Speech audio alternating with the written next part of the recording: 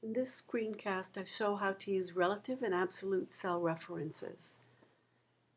I've already opened up my math sheet, and I'll start by creating some text in order to remind myself what I'm doing. All text boxes are begun with double quotes.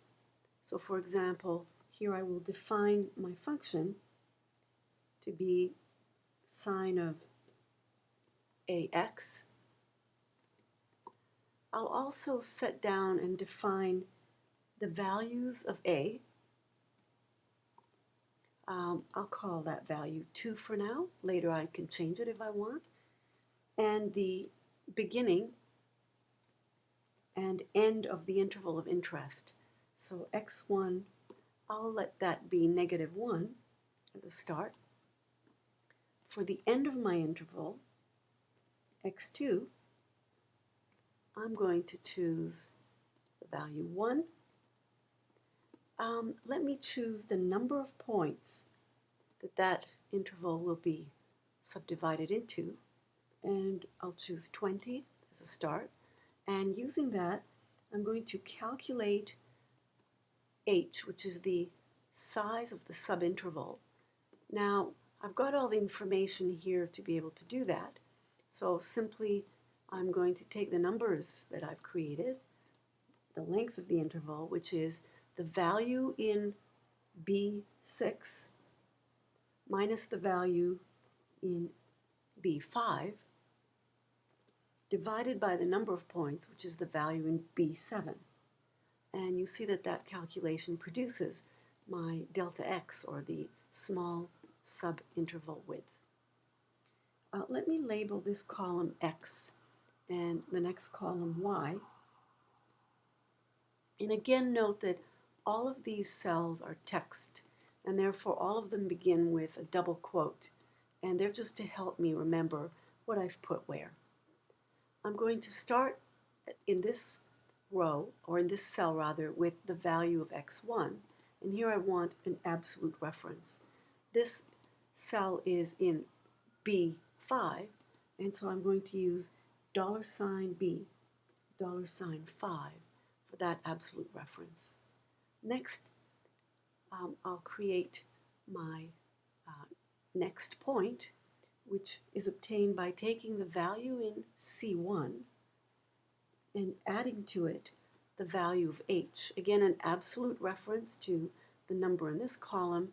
Therefore, here I must add again C1 plus absolute $B, $8 to denote that I'm adding the value h. In this column, I'm going to define my function, which is obtained from taking the sine of the number here, again an absolute reference, so sine of the number in B4, $B, $4, multiplied by my x value, which is sitting in C1. So that's the sine. Now let me drag that down, and let me drag both of these values. I want a total of 20 such values.